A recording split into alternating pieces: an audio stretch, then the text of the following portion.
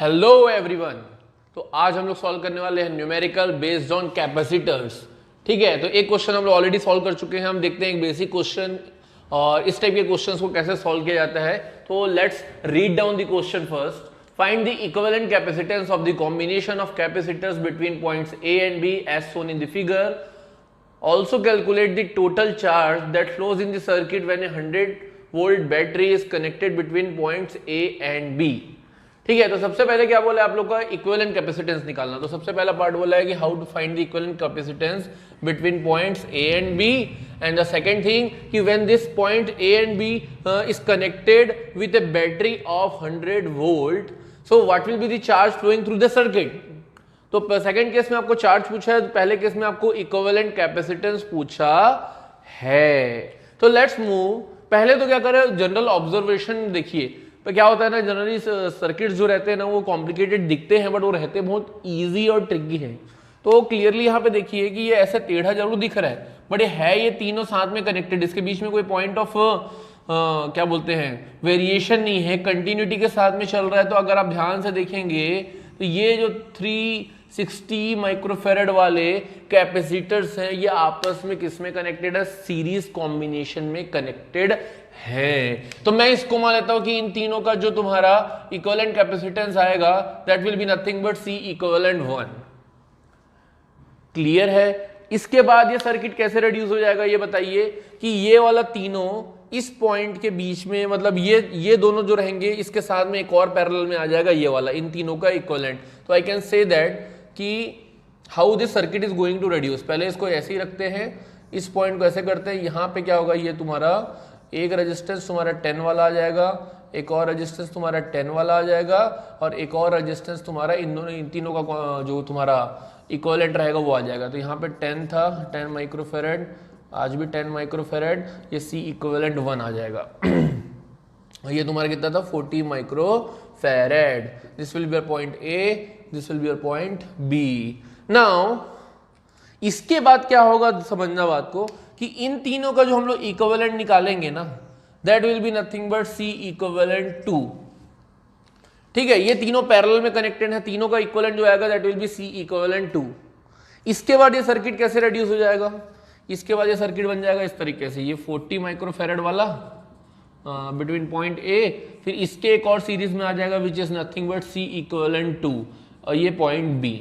Clear है। तो पहले ये सर्किट यहां से यहां पहुंचे, अब इन दोनों जो कनेक्टेड है 40 माइक्रोफेरेड का और C इक्विवेलेंट 2, ये अगेन कौन से कॉम्बिनेशन में कनेक्टेड है, सीरीज में। तो जो फाइनल इक्विवेलेंट आएगा C इक्विवेलेंट वो क्या होगा आप लोग का, क्लियरली देखिए सर्किट रिड्यूस हो जाएगा आप लोग का कैसे, single C equivalent between A and B।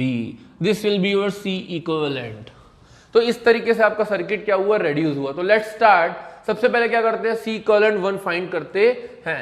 तो C इक्विवेलेंट 1 क्या होगा, अगर तीनों सीरीज में कनेक्टेड है तो हमको पता है 1/C equivalent 1 is equal to 1/C1 plus C2 plus C3, यानी कि आई कैन से दैट कि 1/60 प्लस 1/60 प्लस 1/60 यानी कि 3/60। तो I can say that C equivalent 1 is nothing but 20 microfarad.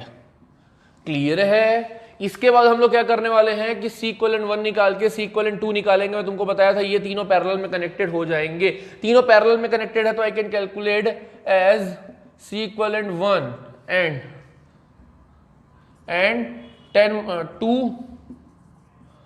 10 microfarad capacitors are now in parallel. Therefore C equivalent 2, जो C equivalent 2 इन तीनों के parallel का आएगा वो क्या आ जाएगा, it is nothing but C1 plus C2 plus C equivalent 1, यानी कि it is nothing but 10 plus 10 plus 20। तो आ जाएगा आप लोग का 40 microfarad. This will be your C equivalent 2। Now this C equivalent 2 and 40 microfarad are again connected in series. Now C equivalent 2 and 40 microfarad capacitors are now in series.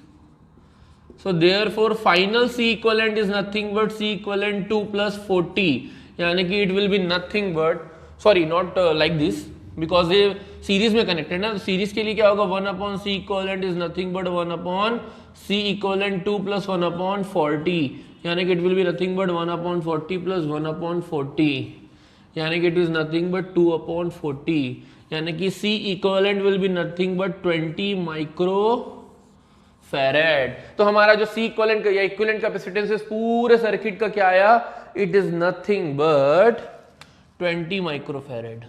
Clear है? तो step by step हम लोगों ने क्या किया, circuit को reduce करके इसका इक्विवेलेंट कैपेसिटेंस निकाल दिया है। Now the next question is कि अगर हम क्या करें कि इस पर्टिकुलर सर्किट को हम 100 वोल्ट बैटरी से कनेक्ट कर दें, मतलब कहने का ये मतलब है कि ए और बी को, इस पॉइंट को हम लोग क्या करेंगे, एक 100 वोल्ट बैटरी से कनेक्ट कर देंगे, यानी कि इसके अक्रॉस जो तुम्हारा वोल्टेज था वो कितना हो जाएगा 100 वोल्ट। तो what will be the charge that will be flowing through the whole circuit, या इस पूरे कैपेसिटेंस से। तो कुछ नहीं करना है, हमको बस पता है कि C इक्विवेलेंट पता है इसके पूरे सर्किट का, तो डायरेक्टली हम लोग क्या करने वाले हैं, we know that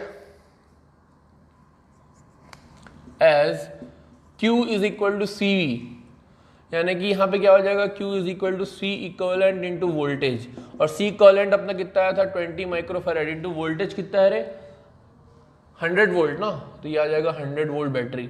सो जो चार्ज अपना हिसाब में माइक्रो कूलम्स आएगा, क्योंकि माइक्रो है, माइक्रो फैराड का माइक्रो उधर बचेगा ना। So this will be nothing but 2000 micro Coulomb's, this will be your charge. So this is the charge in the entire circuit. Clear है? सो इस तरीके से हम लोगों ने पहले क्या किया, इक्विवेलेंट कैपेसिटेंस निकाला, उसके बाद हम लोगों ने चार्ज निकाला।